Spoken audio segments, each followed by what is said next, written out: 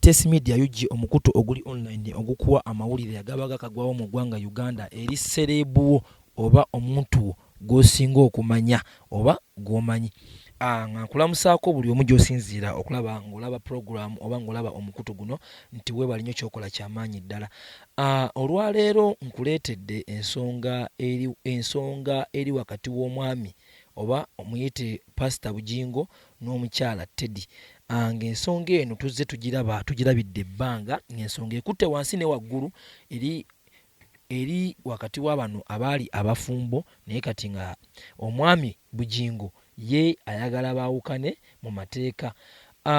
Tujjukira ng'ennaku ng'omwaka gwa 2019 omwami Bujingo nga ayita mbalooya be yaleeta empapula za divorce mu kkooti esookerwako ekkooti ya Kajjansi, kubanga Kajjansi eno ye wali amaka gaabwe amakulu oba amaka g'omwami n'omukyala bwa Bujingo, amaka gaabwe amakulu, nga omwami Bujingo atwala okwemulugunya kwe mu kkooti ng'ayagala baawukane n'omukyala Teddy, ng'agamba nti omukyala tamuwa kitiibwa era omukyala akolegana n'abo abantu abataagala omwami Bujingo. Tuzze tulaba ensonga zino nga zirandagga era mutwabya n'omwami Bujingo nga ayanjudde omukyala omulala. Omukyala Teddy naye tekyamuwaliriza okugenda mu kkooti okwekubira enduulu ng'awakanya empapula za divorce omwami ze yaleeta. Era omukyala we yeekubira enduulu mu kkooti y'e Kajjansi yo n'ebisindika mu kkooti enkulu ey'e Makindye omusango guno gye guba guwulirirwa. Era ng'olwaleero wentuukidde wano oba wenkwidde gano amawulire nga enkya ya leero ennaku z'omwezi zibadde 4 omwezi ogwokusatu omwaka 2022 nga omwami Bujingo n'omukyala Teddy balabiddwako ku kkooti e Makindye gye babadde bagenze okuwulira ensonga eziva mu mulamuzi wakati w'okwawukana kwabwe. Nga tujjukirako mpozi emegakawo emyezi ng'ebiri emabega ensonga zino zaali zaakuwulirwa, omulamuzi n'abyongerayo ng'ennaku z'omwezi 4 olwaleero, era ng'olwaleero zigenza okuwera ssaawa 3 ku nnyaawo omwami Bujingo n'omukyala badde batuuse ku kkooti okuwulira omusango gwabwe. Era ng'olwaleero ekibadde kibaleese sigamba nti omusango gutandise okuwulirwa olwaleero, wabula buli omu kulaga bujulizi bw'ayina eri munne, ng'omwami Bujingo abadde aleese obujulizi obulaga nti bateekeddwa okwawukana n'omukyala Teddy, ate nga n'omukyala Teddy naye aleese obujulizi obulaga nti tebateekeddwa kwawukana era nti omwami Bujingo akyali bbaawe. Mpozi ekibadde mu kkooti, kankuweho kati n'ekibadde mu kkooti, omwami Bujingo ng'ayita mbalooya be bo bagambye si beetegefu kuwulira musango guno oba kugenda mu maaso na musango guno olw'ensonga ti omwami Bujingo bwe yandikozesezza ng'obujulizi omukyala Teddy ate yabulina. Era nga balooya badde basaba kkooti nga basaba omulamuzi alagire omukyala Teddy aleete obujulizi oba ekyo omwami Bujingo kyagamba nti omukyala by'ayina Teddy abireete, omwami Bujingo ye bw'agenda okwesa ng'obujulizi. Ne ku sayidi y'omukyala Teddy bo bagambye tebalina buzibu, era omulamuzi awo wasabidde oludda lw'omwami Bujingo okuwandiika application esaba oba egiyita ebbaluwa esaba oludda lw'omukyala Teddy tuleete omwami Bujingo by'agamba nti ye bwe bujulizi bwe bw'ayagala okukozesa mu kkooti. Mpozi nga nkuzaako emabega nga njagala nkuwe katono nnyo abantu bano bafuuka batya abaagalana oba omwami n'omukyala.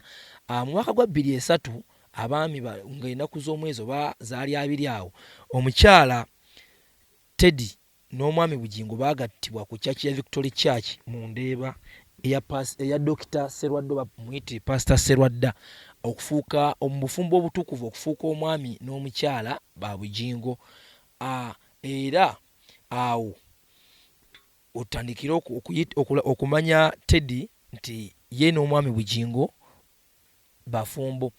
Mpozi bino ebituuseewo mu gino emyaka 2 gye tukubye amabega awo, ebya Pastor Bujingo okufuna omukyala omupya amanyiddwa nga Susan bye bireeseewo embeera eno. Era kamu kkooti okwekubira enduulu ng'awakanya divorce. Mpozi omulamuzi abalagidde bakomewo ng'ennaku z'omwezi 25 omwezi guno okuddamu okuwulira ensonga zaabwe, buli omu ng'alina obujulizi obumala oba nga Pastor Bujingo applications yawandiika gyabasabye okuwandiika bagiwandiisa era nga bye basaba byabaweereddwa ng'ennaku z'omwezi 25 badde mu kkooti omulamuzawo omusango gwabwe gutandike okuwulirwa era nga nkugamba tujja kuba tukutuusaako ebyonna byonna ebinaabifudde mu kkooti ku musango gw'abana ababiri.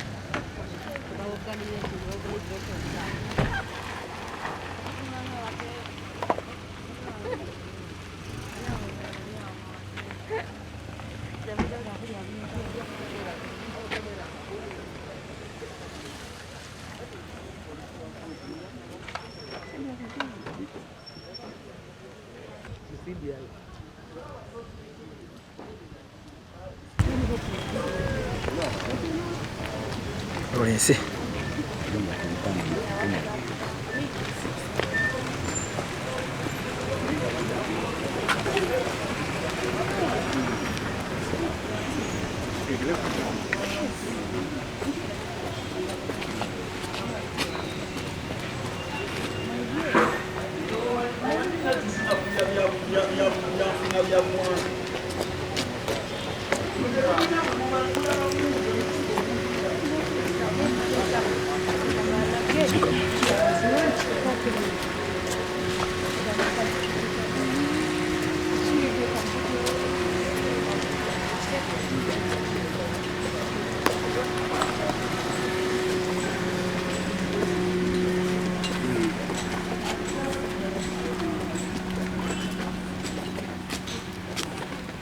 Mami, kama te yangu.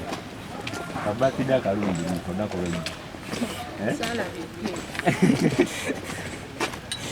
Ali tujye tuwaje tusindikidde. Twategedde mazali tugalabye ku macha abasinga. Macha mwagala bibi. Mwagala. Ku status. Ku status ya. Mami, kiki mu koti katono nnyo. Ayagala bankolenga mabiri. Just katono nnyo, just date mudamudi. Eno family court. Eno family court zina kwa ya family. Okay. Nengo omusango guludde wonyo. Sawa 2 n'ekitundu.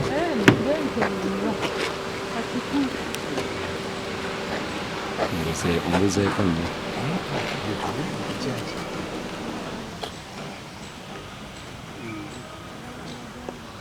Church to say nobody. Katon. Ekibadde. Ngwate gokola ngani ko mami Teddy. Nawerekedde bwerekeza. Anti abantu bali yabuuziza size tulaba yemu ate sisi yemu oli mutokonze Simisensi ye. Kati abantu abali eyo bajja kwebuuza ng'okozenga ani naye ku guno omusango kubanga owerekedde madamu Teddy. Buli lunaku buli wajja mukozesa ekigenda mbere nze kulabya kwerekera.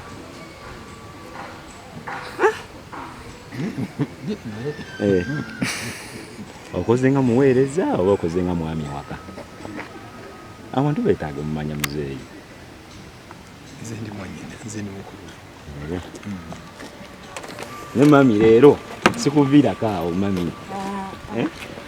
Ngenda mu ssaawa. Essaawa zino.